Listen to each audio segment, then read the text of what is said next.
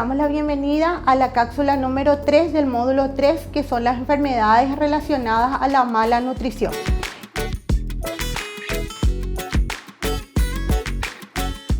Según la Organización Mundial de la Salud, la definición malnutrición se refiere a la carencia, pero también puede referirse a los excesos y a los desequilibrios de la ingesta calórica y de los nutrientes que el ser humano está necesitando dentro del organismo. A esto lo llamaríamos mala alimentación.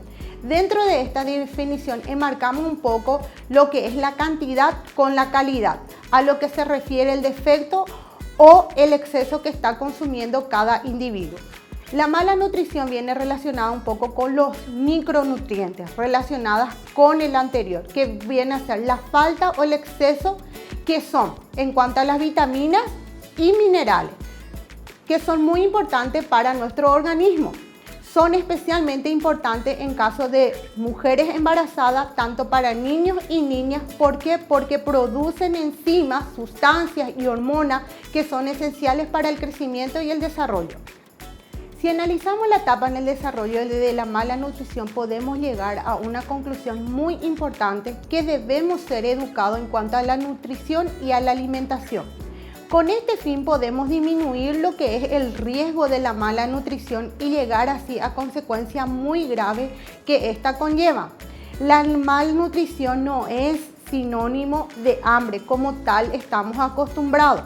También podemos existir por exceso de alimento, por una falta de equilibrio entre las sustancias que nos aportan esos alimentos.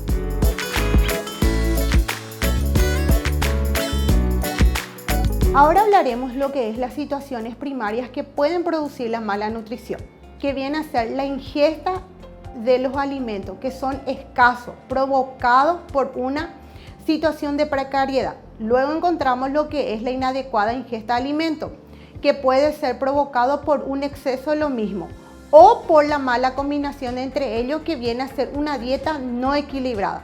La primera presenta una deficiencia en cuanto a la cantidad de alimentos necesarios, que nos aporta todos los nutrientes imprescindibles para cubrir los requerimientos del organismo. A esta situación lo primero que experimentamos es el hambre. Luego tenemos como segunda condición es una cantidad suficiente de alimentos. A veces ya es un poco excesivo, lo que provoca un desequilibrio nutricional, pues estas no están combinadas en forma equilibrada. No sentimos hambre porque comemos bastante lo que se refiere a pastas, carnes o dulces, y no consumimos las verduras y frutas, que son muy importantes. Sabemos que las vitaminas y minerales que regulan todo el funcionamiento orgánico y el aprovechamiento correcto de los demás nutrientes. Cualquiera de estas situaciones, ambas combinadas, dan como resultado una ingesta inadecuada de nutrientes. Sabemos que las consecuencias pueden ser dramáticas y llevar a ocasionar lesiones bioquímicas en el organismo del niño, al no poder contar con la materia prima, que son las proteínas, calcio, fósforo y vitamina C, necesario para nuestro crecimiento y desarrollo. En el adulto puede haber una pérdida de reserva necesaria para ello, que se repare el desgaste diario que sufre el organismo con el continuo funcionamiento.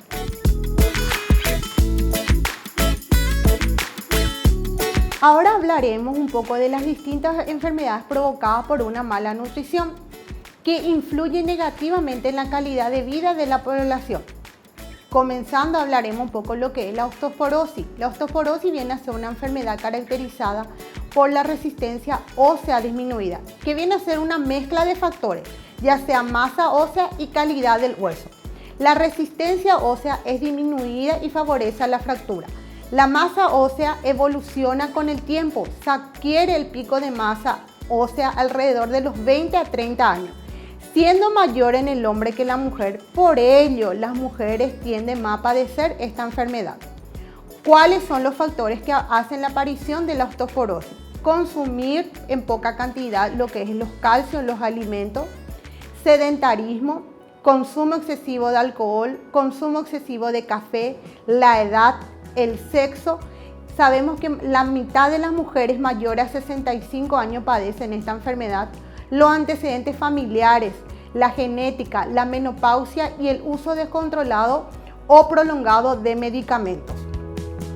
El papel de la nutrición en cuanto a la prevención.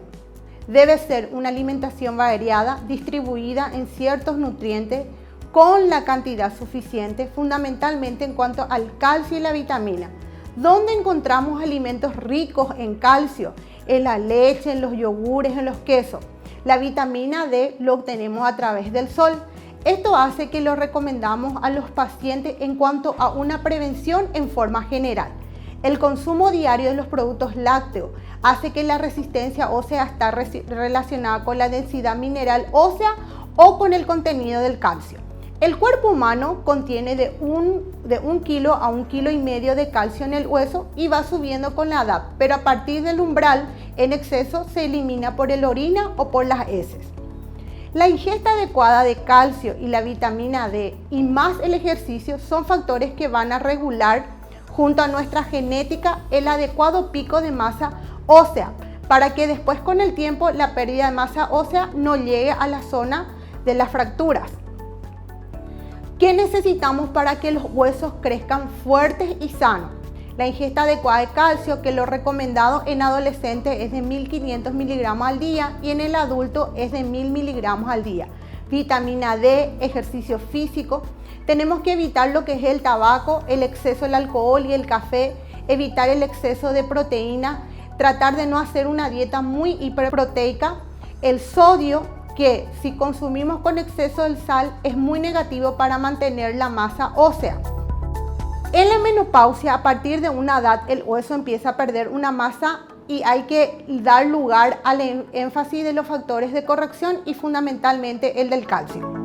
En cuanto al fósforo, recomendamos que la relación de fósforo y calcio es superior a 1.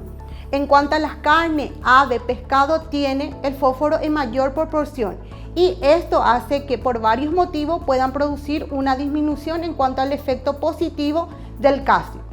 ¿Dónde encontramos los magnesios? El magnesio encontramos en las fuentes de vegetales, cereales, brócolis y nueces. Pero hay situaciones clínicas como la mala absorción intestinal, como en el caso de los alcohólicos que pueden producir un magnesio bajo y un trastorno secundario al calcio. Luego encontramos lo que es la vitamina C, que es muy importante para la prevención de la osteoporosis. Reconocemos su importancia y lo sabemos, pero el cuerpo no es capaz de producirla y almacenarla. Por eso es muy importante tomarla en forma de alimento o suplementos.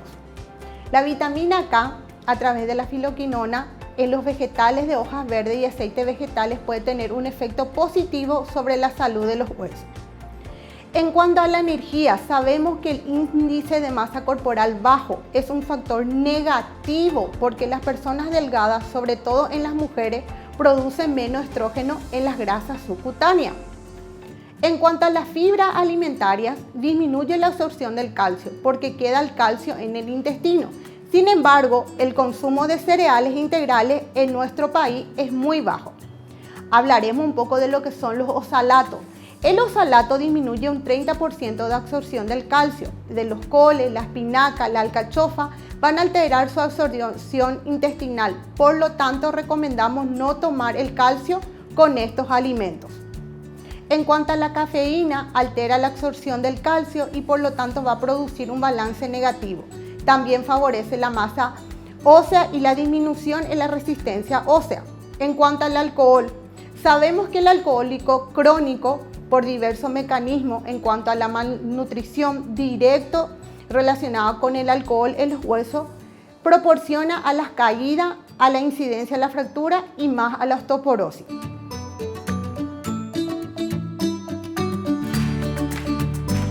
Luego, la siguiente enfermedad es el bocio endémico. El bocio es el aumento de volumen de las glándulas tiroides. El bocio endémico aparece en zonas que se caracterizan por la carencia del yodo. El desarrollo del bocio es un fenómeno de adaptación. El yodo es indispensable para la producción de las hormonas tiroideas. La carencia del yodo provoca una déficit de producción por parte de las tiroides. Esto hace para compensarlo o aumenta de volumen. En la mayoría de los casos la función tiroidea continúa siendo normal. En este caso entonces nos indica que puede haber un aumento de volumen como pueda seguir siendo normal. Además de la aparición del bocio en la mujer embarazada, la falta de yodo puede repercutir gravemente en la salud del niño, como es la mortalidad fetal, la perinatal, el retraso en el desarrollo del niño y el crecimiento. Estos riesgos deben ser prevenibles mediante un aporte de un suplemento de yodo en zona de carencias. La prevención tiene por objetivo reducir las consecuencias de la carencia de yodo en el recién nacido y en el niño. El enriquecimiento de la sal con yodo es la mayor forma de prevención y eso depende de un programa nacional. Para el tratamiento curativo de los pacientes portadores del bocio, como la prevención en las zonas carenciales donde la sal no es enriquecida con el yodo.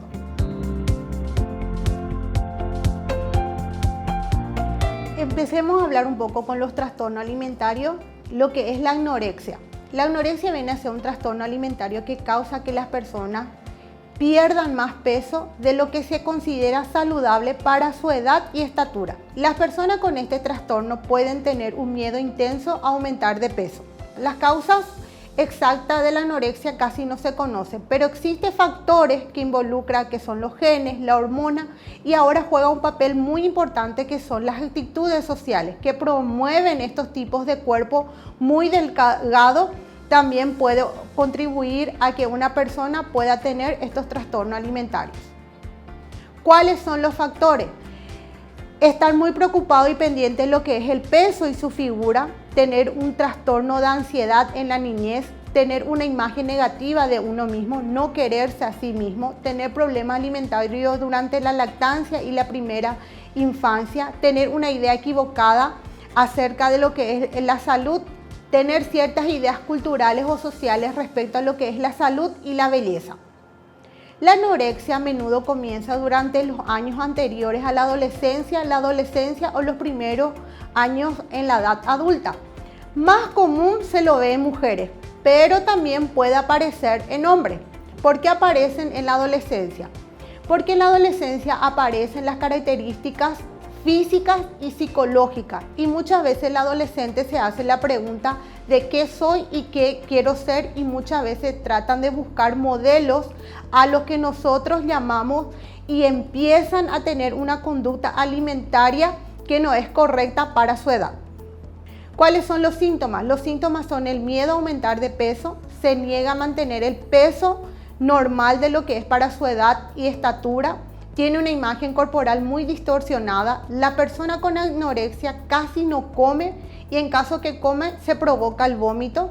En otras ocasiones, en caso que prepare el alimento, lo hace en proporciones muy pequeñas, hace actividad física con exceso, va al baño directamente después de las comidas, se niega a comer con otras personas, utiliza pastillas para orinar que son los diuréticos.